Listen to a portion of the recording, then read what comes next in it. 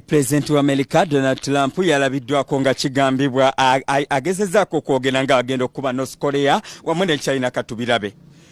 Ali Pulezidenti wa Amerika Donald Trump yalabiddwako nga ayogerako eri eggwanga nga agenda okuba North Korea wamu ne China.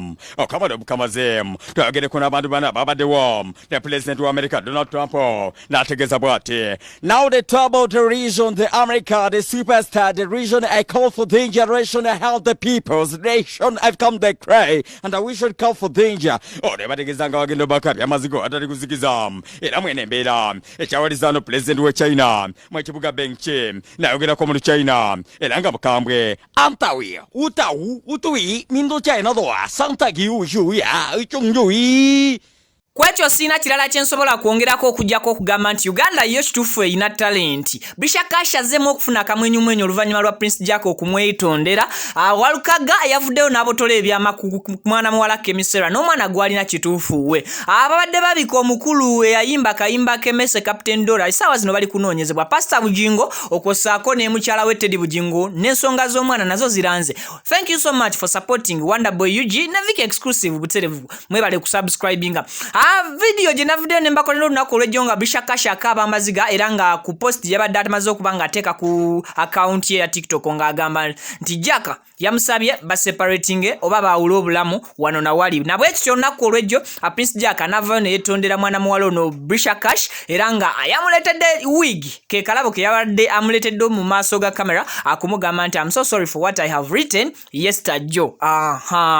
So Brisha ye kati ali musanyu wetudda ku mukulu Pharmacist Walukaga yavuddeyo enaku 2 emabega nabeera nga atunula mu kamera n'akakasa butereevu nti Kemisera ayina omwana we era we yafumbirirwa oba we yabererako mu biseera bya Haji Aluna mubiru omukulu ono yali mulaba dda nga balabagana dda. So tamuyinako buzibu Haji Aluna wabula yavuddeyo n'akakasa audience oba kakasa bafans be nti ekituufu omwana wa Kemisera gwalina mwana wa Walukaga ddala si mwana wa Haji Aluna. Ajjukira nti Haji Aluna yali tamuzaalidde nga bangi twebuuza ddala Kemisera mwana we ani taata we. So right now Walukaga yavuddeyo n'abeera nga kinoganya bulungi nga tegeeza nti omwana Kemisera gwalina ddala kituufu musaayi gwe tebeetaaga kugenda ku DNA era tewali bukwakkulizo bwetaagisa wano na wali. Oyo nga tumuvuddeko tuzze ku mukyala amanyiddwa nga Teddy Bujingo. Ono nga ye mukyala ye yaliko omukyala wa Pastor Bujingo wankitwala. So wetwogerera essaawa zino kirabika nti taata Pastor Bujingo yateera ddala family eno. Jjukira nti mukwawukana kwabwe yavaayo Pastor Bujingo n'abeera nga ategeeza abantu nti ye okuva n'olwo bano abanaabidde ddala. Olunaku olw'eggulo gabadde matikkira ga mwawala we omukulu era nga mupate twayisayisizza amaaso mu nkuyanja y'abantu abaddeyo congratulating omwana ono nga kitaawe Pastor Bujingo taliyo. Oyo nga mutadde ku bali omukulu abadde amawulire gatambula nti yafudde Captain Dora nono nga yakuyimbira akayimba kemese yavuddeyo ku Spark TV olunaku olw'ejjo n'abeera nga akola clarification ku bulamu bwe n'abagamba nti mugonvugonvu mu kyekituufu wabula ate simufu nga ba social media in-laws bagenda maaso n'okubanga ababibungeesa. Butereevu abo bwe mbavaako Derek ne Muna bo bagenze maaso ne babanga ensonga bazijanjawaza bulala mbateekewo oba mbaleke. Kale katunuulire ka video k'omwana mutabani wa Honorable Robert Kyagulanyi Ssentamu aka Bobi Wine ono nga yavuddeyo n'abeera nga akola clarification ku nsonga ze eza Snapchat account ye ng'agamba abafere bangi abayitiridde okubanga bafererako naye navaayo n'ababuulira what is currently going on naki kyemusobola okubanga mukola okugyawo accounts abaferera mu mannya g'omwana ono. Kampala Solomon olunaku olw'ejjo yavuddeyo n'abeera nga akola clarification era ewatali kuwananyazikiriza butereevu ngende maaso n'okubanga njikuwa weewulirire ebigambo gwayagala okubanga omutextinga direct biki bye yayogedde. Yagambye account z'entuufu kati ze ziri zitya era account gye bayitako okufekinga abasitwala nti bebbo bakikola batya. Hi guys, Solomon here.